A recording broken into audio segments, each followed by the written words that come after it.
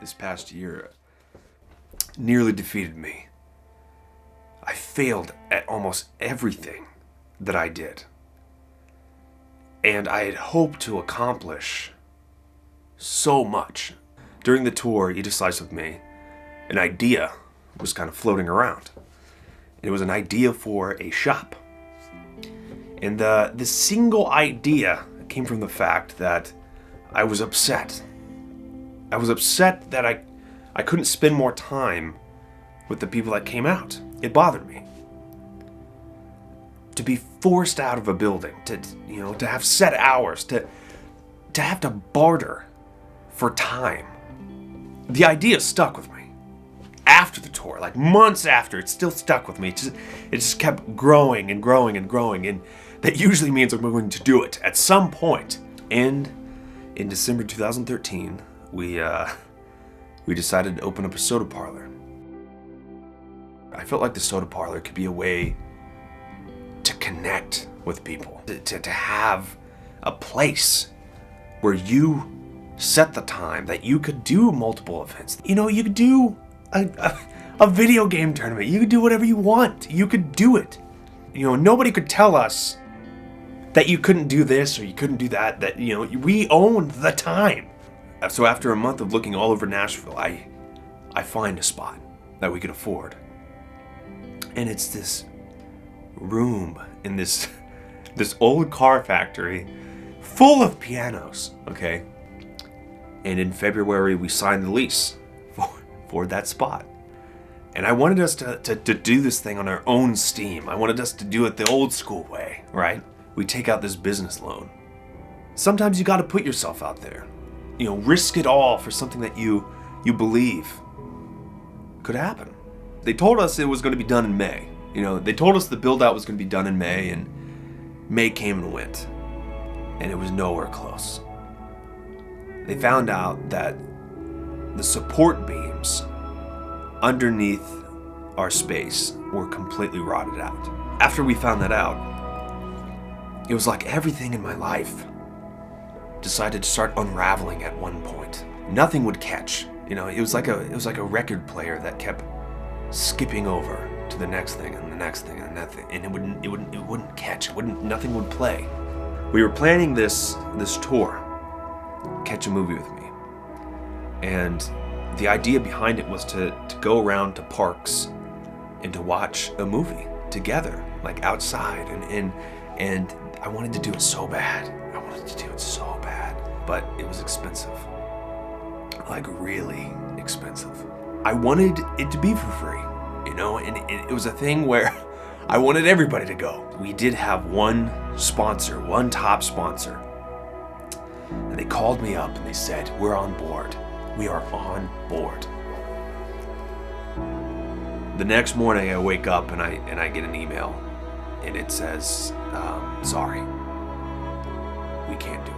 The worst part was not the fact it wasn't happening. It was the fact that I had to tell everyone I failed.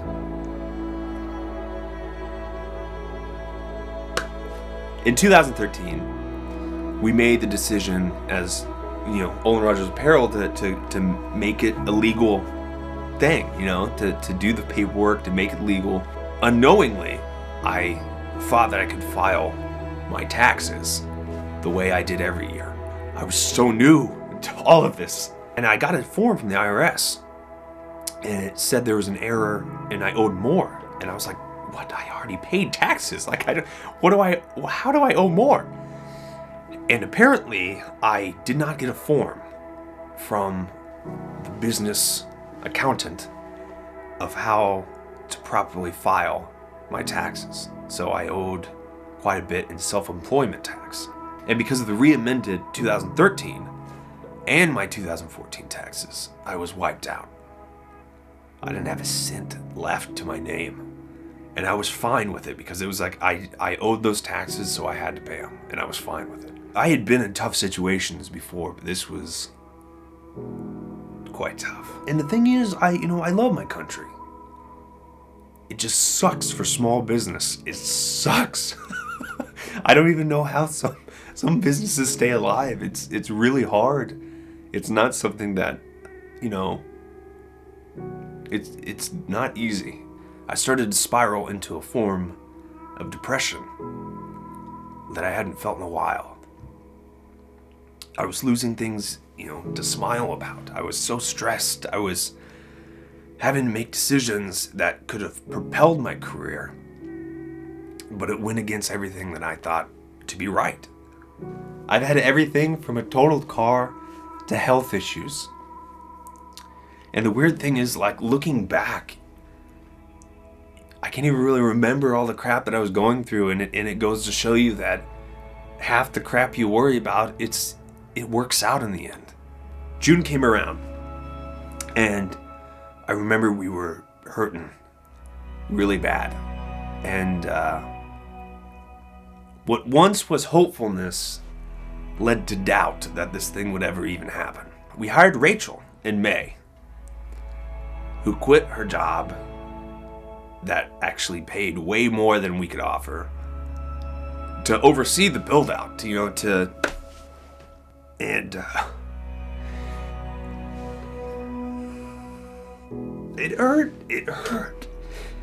hurt to see her bawl her eyes out at the end of the night because she thought she was failing me.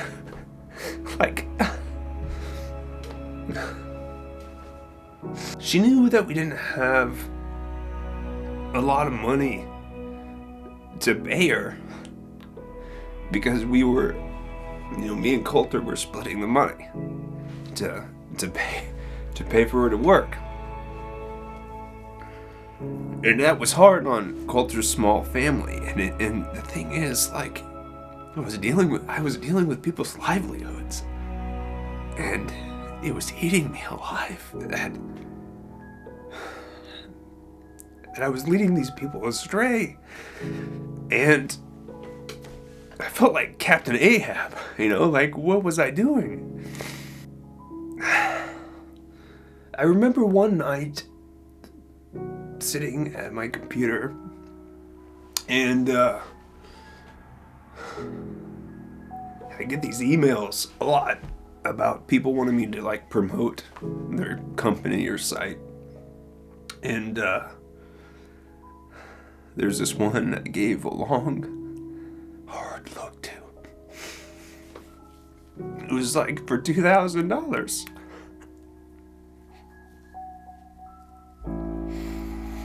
And I wanted to say yes.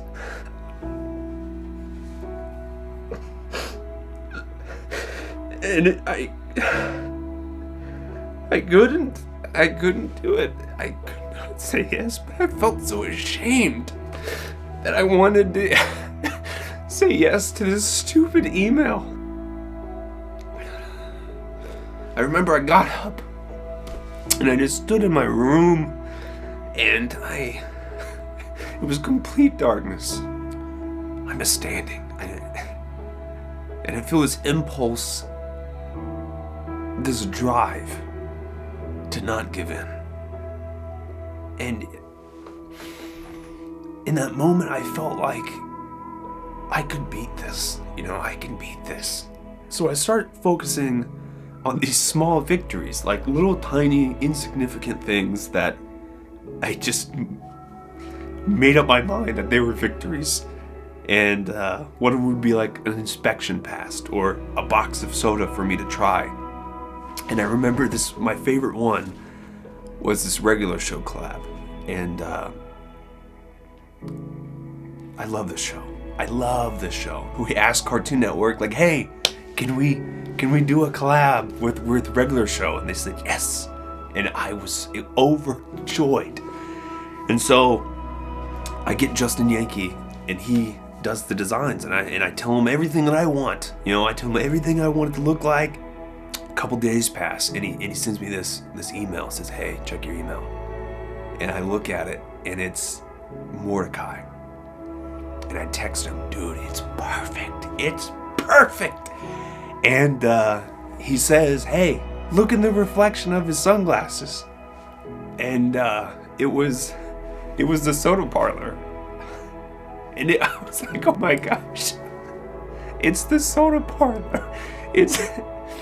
And I bawl my eyes out. I bawl my eyes out. And it was so stupid because I thought the only way that could happen is it's going to open. It's going to open. And that shirt will be in the shop. And that's how it's going to happen. September hits. And the Soda Parlor is finally coming together after months and months of delays and setbacks. I tell everyone, October 25th. This thing is opening October 25th. The last 2 weeks in October, everything is pretty much done. And I'm still determined it's happening October 25th. And we still had all the inspections to pass. We were also unsure if anybody was even going to come out to this because it was so delayed. It was, everybody was in school. And October 25th.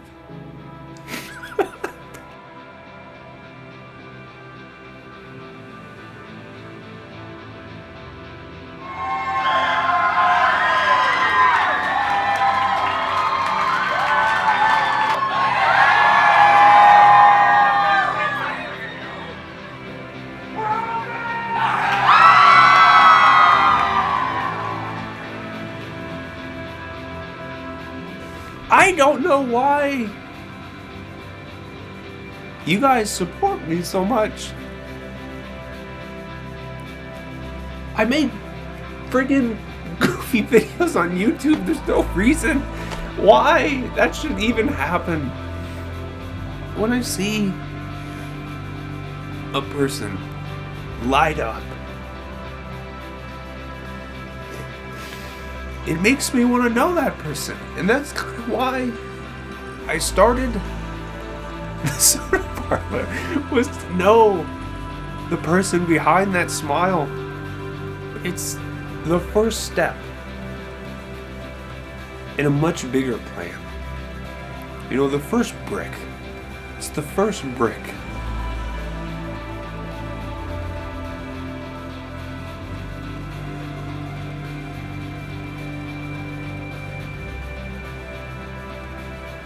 What can I say about the whole experience?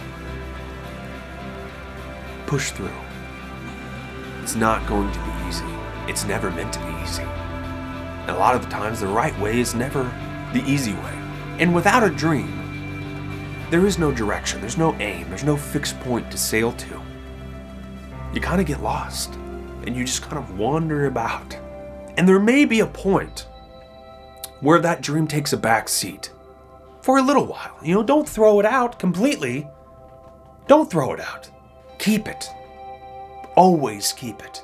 I guarantee you will ask yourself, is this all worth it? I've asked myself that more than I care to even mention. And if the answer is yes, you have to keep going. The world will feel like it's out to get you, and that's because the world isn't a nice place. But that doesn't mean we can't be nice. And with a bit of charm,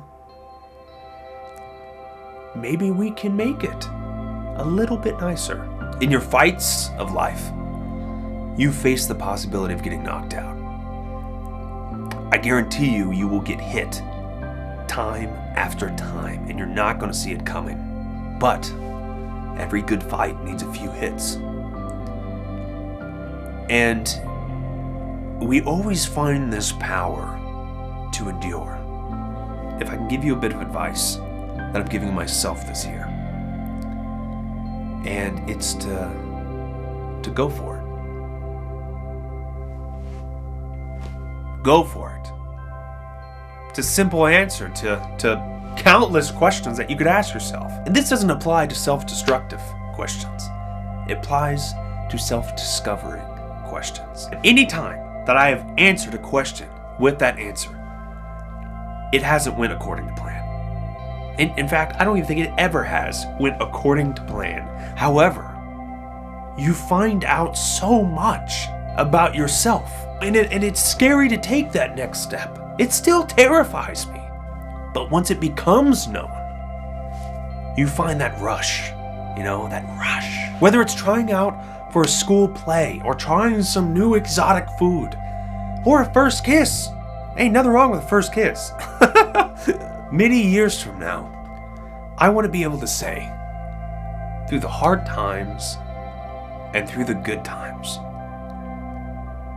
I had a wondrous time.